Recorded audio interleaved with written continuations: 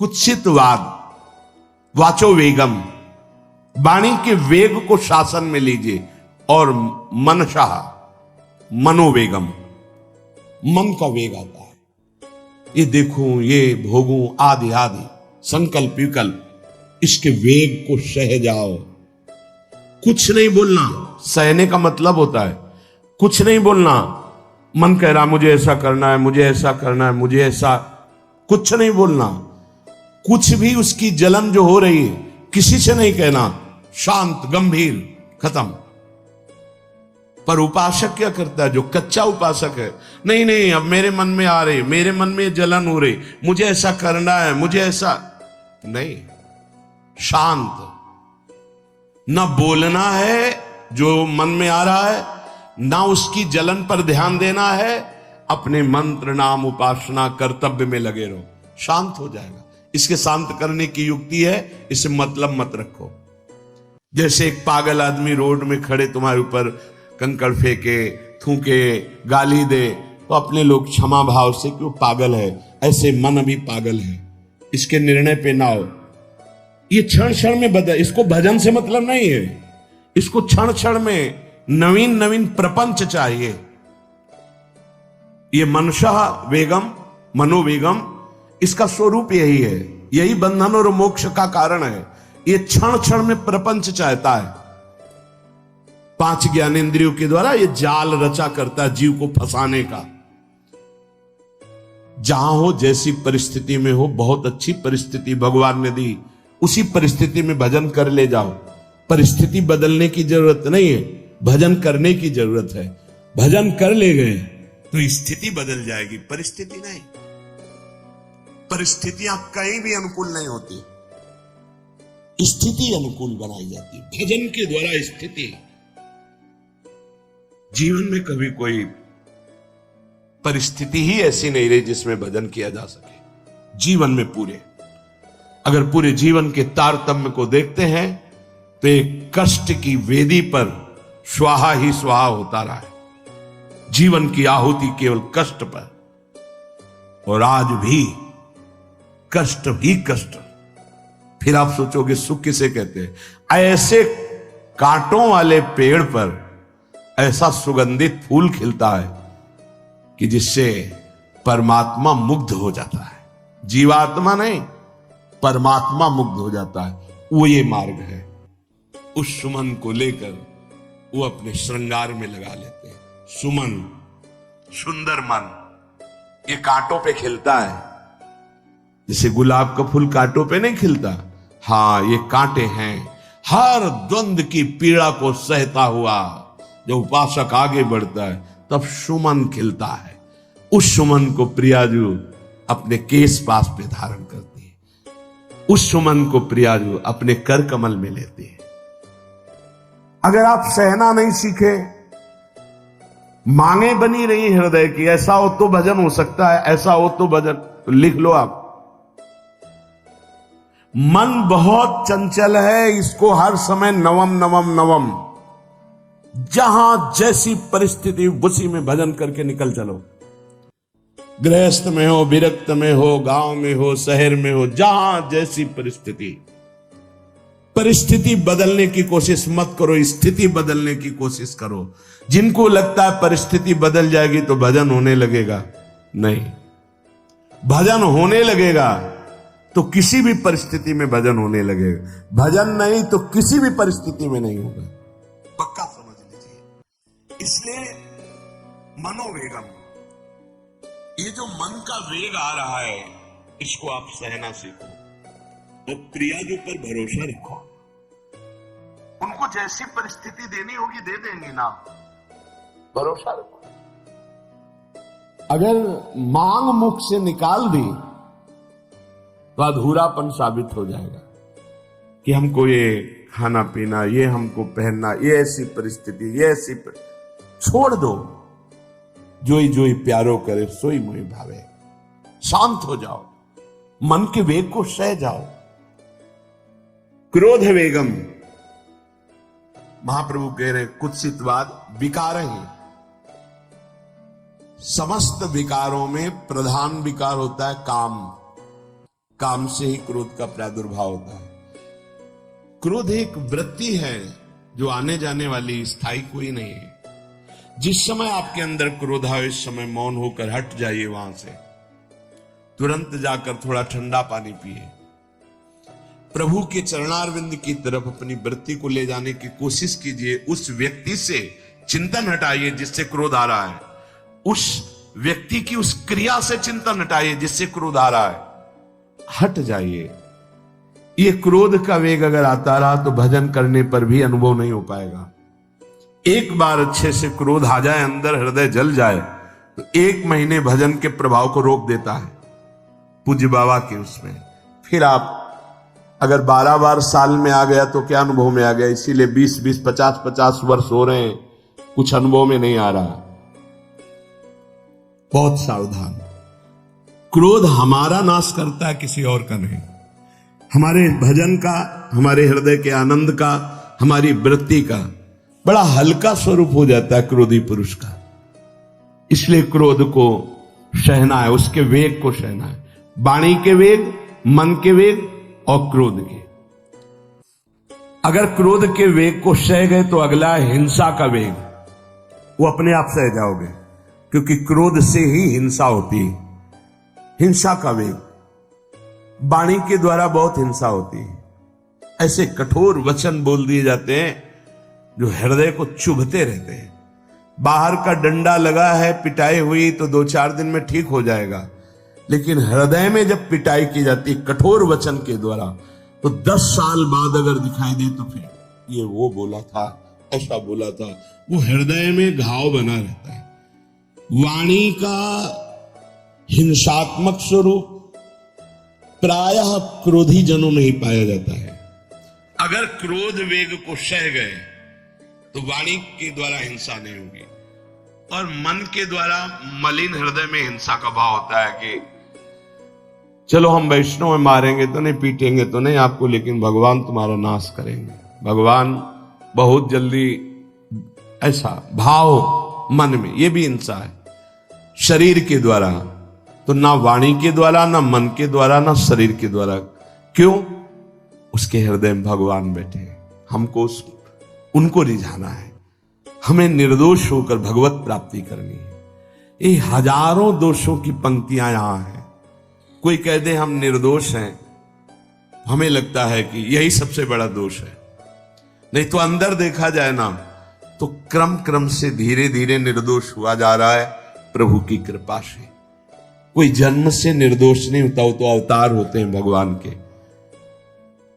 एक पद में था, शरण जिसको ले ली हृदय से लगा, और विषय पंख से धीरे धीरे, क्रमशः विषय पंख से धीरे धीरे उसको हटाया। हित जो महाराज जी के लिए आया, हमारे हृदय को धीरे धीरे निर्विषय किया जा रहा है।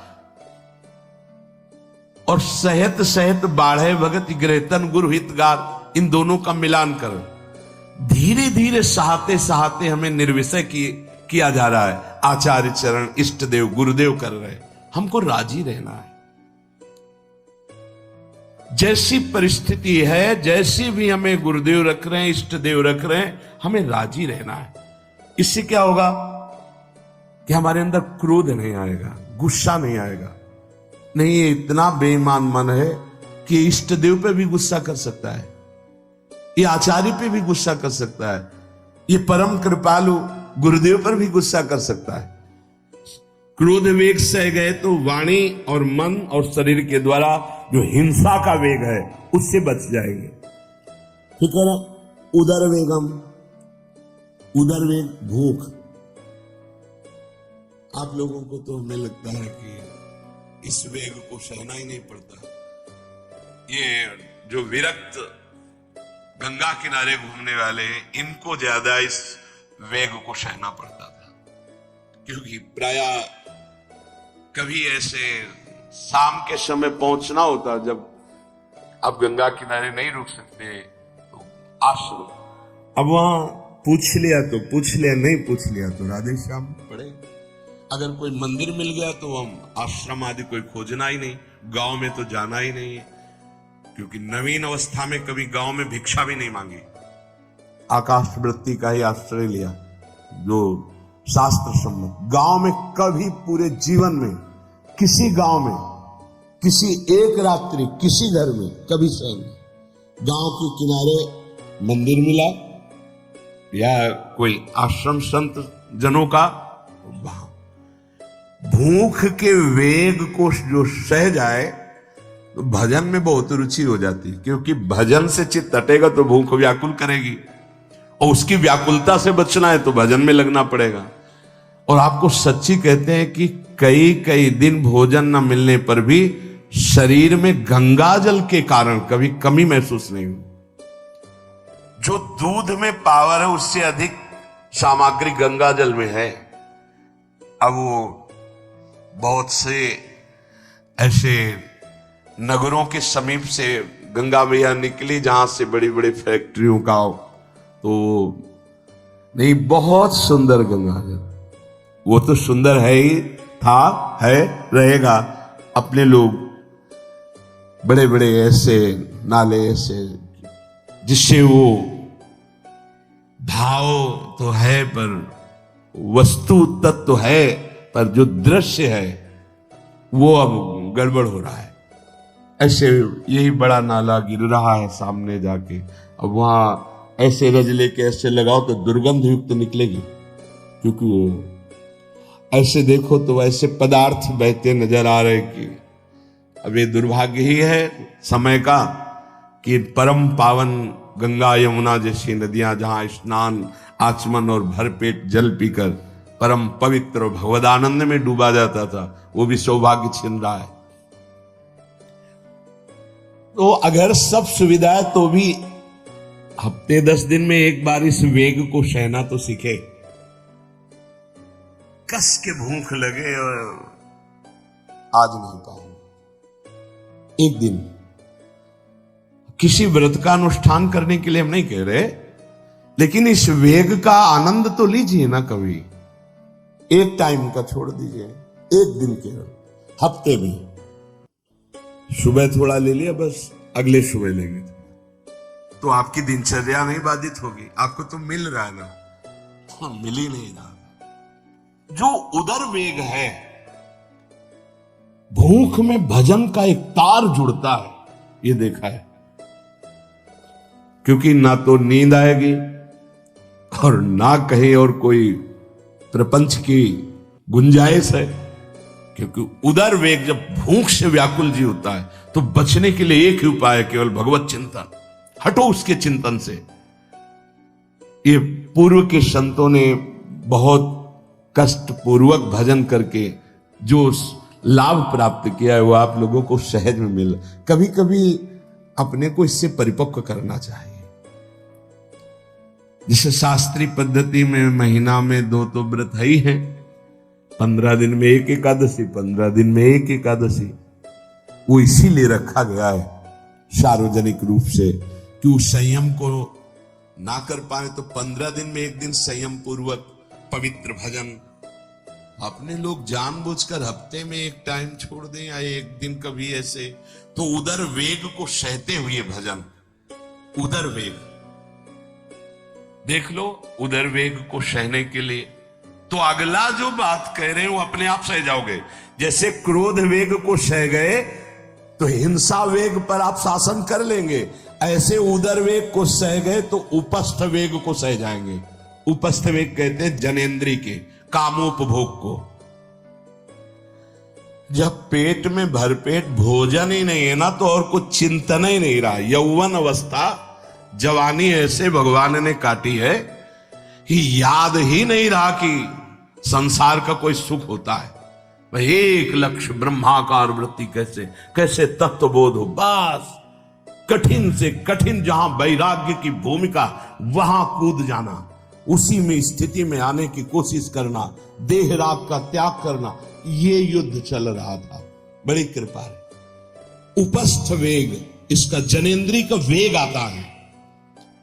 जो स्कूल में आदतें जिनकी गंदी हो गई बच्चों की, फिर आगे वो संयम में, उनको बहुत बाधा है। कई ऐसी क्रियाओं से वो जानकारियां रख लेते हैं कि जो अपना सर्वनाश करने के लिए पर्याप्त है। उपस्थ का जब वेग आए तो सहने की सामर्थ्य उसी की आएगी जो उदर वेग को सह जाता है। पक्का। किसी उपासक को देखा बहुत शरीर कृश हो रहा है, तो पूछा क्यों, भोजन क्यों नहीं करते? आप ऐसे कैसे हो? पहले तो आप ऐसे नहीं थे, आप तो पहले बहुत स्वस्थ थे, फिर क्यों ऐसे? नहीं, बताइए क्या है? ज्यादा उत्सुकता नहीं है, जीने के लिए बस प्राण पोषण के लिए डाल लेते हैं, क्योंकि जो शांति चाहिए वो तो इतने से ही मिलेगी ना। बहुत बहुत प्रसन्नता है। ठीक है, ठीक चल रहे हो आप, पर इतना पाते रहो कि सीढ़ियां चढ़ उतर ले, इतना पाते रहो कि आपका शरीर काम करे। वो कहा हृदय में बहुत प्रसन्नता है, बहुत सुंदर।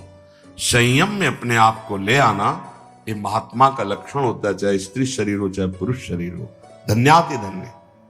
आप अपने आप को कस दीजिए, यही तो राग त्यागना ही। जो जवानी में अपने आप को जला दिया वो बुढ़ापे में चमकता है, ध्यान रखना। जो जवानी में उद्दंडता में समय व्यतीत किया वो बुढ़ापे में गंधाता है, ये भी ध्यान रखना। गंधाता वो अंदर जो दुर्गंध के पौधे थे ना, वो सब दुर्गंध फैलाते हैं। पूज्य श्री पंडित गया प्रसाद जी महाराज जी ने कहा, गृहस्थी में होते हुए भी 40 और 45 के बीच में काम विजयी हो जाना चाहिए, नहीं तो जीवन बिल्कुल बर्बाद हो जाएगा।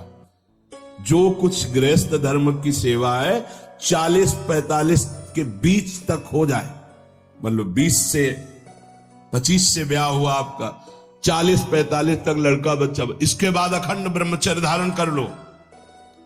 40-45 से संयम में हो जाओ तो तुम्हारा जीवन सार्थक हो जाएगा। पूज्य पंडित गया प्रसाद जी महाराज। बहुत जरूरी है उपस्थ जनेन्द्री के वेग को सहना, पर हर वेग अपने आप में बहुत कठिन है, पर एक दूसरे से इसका तारतम्य है।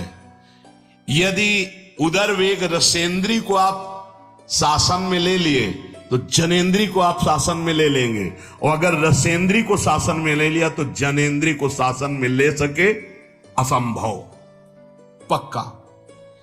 और जनेन्द्री रसेंद्री के सब खिलवाड़ चल रहे तो परमार्थ और भगवत प्रेम प्राप्ति तो सब अभ्यास जिनका भगवदाकार हो गया है वो विषयान ग्रहणम तो मंचंत हुआ।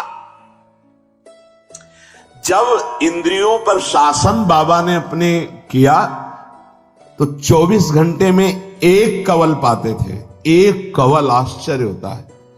ऐसे सामने दाल रोटी सान ली गई और एक कवल जितना बाबा सिद्धासन पद्मासन का से।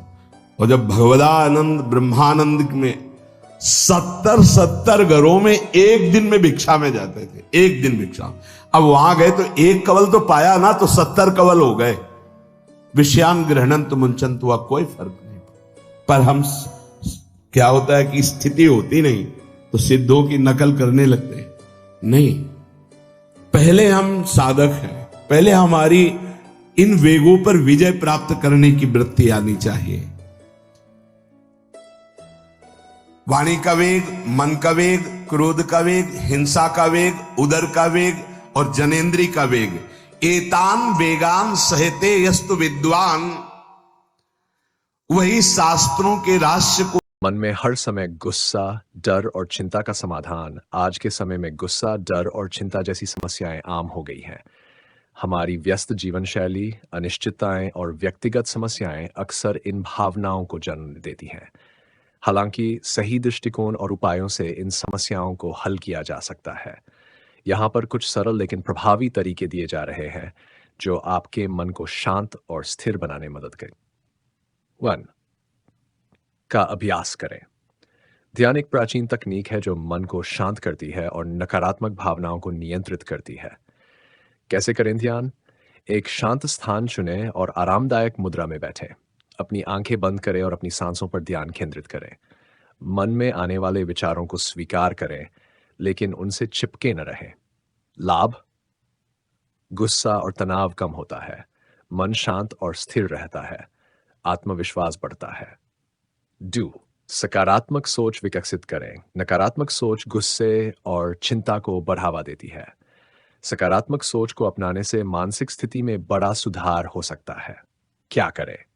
हर दिन एक सकारात्मक वाक्य अफर्मेशन बोले, जैसे मैं शांत और संतुलित हूँ। अपनी उपलब्धियों पर ध्यान दें, न कि असफलताओं पर। उन चीज़ों के लिए आभारी रहें जो आपके पास है। लाभ आत्मसम्मान में वृद्धि होती है। मानसिक तनाव घटता है और प्रकृति के करीब समय बिताएं। प्रकृति में समय बिताने से मन को शांति मिलती है और चिंता कम होती है। कैसे?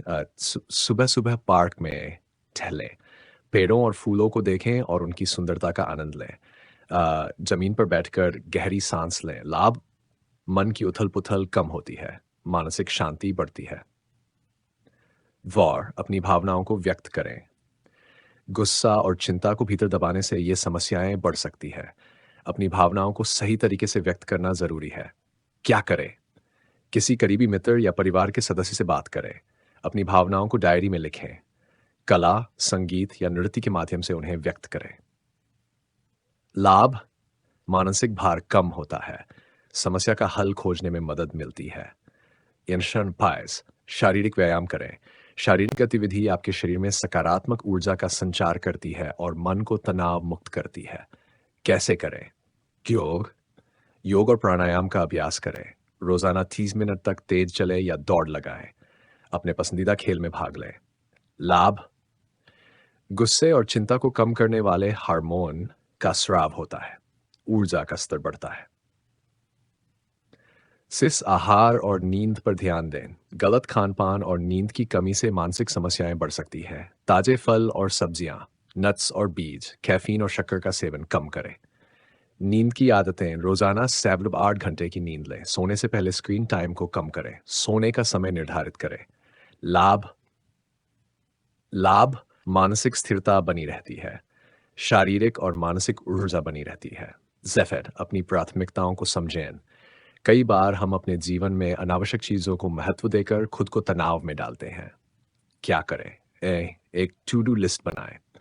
सबसे जरूरी कामों को प्राथमिकता दें। ना कहने की कला सीखें। लाभ समय और ऊर्जा का सही उपयोग होता है। तनाव और चिंता कम होती है। पढ़ाई और आध्यात्मिकता का सहारा लें। धार्मिक और आध्यात्मिक ग्रंथ पढ़ने से मन को शांति मिलती है। कैसे शुरू करें? भगवद गीता, रामायण या अन्य धार्मिक पुस्तकें पढ़ें। आध्यात्मिक प्रवचनों को सुने। नियमित रूप से प्रार्थना करें। लाभ आत्मिक संतोष मिलता है। गुस्सा और डर का प्रभाव कम होता है। पेशेवर मदद लेने से न हिचकिचाएं। यदि गुस्सा, डर और चिंता बहुत ज्यादा बढ़ जाए तो मानसिक स्वास्थ्य विशेष से परामर्श लें। कैसे मदद मिलेगी? विशेषज्ञ आपको की जड़ समझने में मदद करेंगे। चिकित्सा और परामर्श से मानसिक स्थिति में सुधार होगा। जरूरत पड़ने पर दवाओं का सुझाव दिया जा सकता है। लाभ समस्या का दीर्घकालिक समाधान मिलता है। आत्म विश्लेषण की क्षमता बढ़ती है। ईश्वर में विश्वास रखें। जीवन में ईश्वर के प्रति आस्था रखने से मनोबल बढ़ता है। क्या करें? नियमित रूप से प्रार्थना करें। ईश्वर के प्रति आभार व्यक्त करें। कर्म पर ध्यान दें। फल की चिंता न करें। लाभ मनोवैज्ञानिक समर्थन मिलता है। जीवन में उद्देश्य का अनुभव होता है। निष्कर्ष गुस्सा, डर और चिंता हमारे जीवन का हिस्सा हो सकते हैं, लेकिन इन्हें अपने ऊपर हावी होने देना सही नहीं है।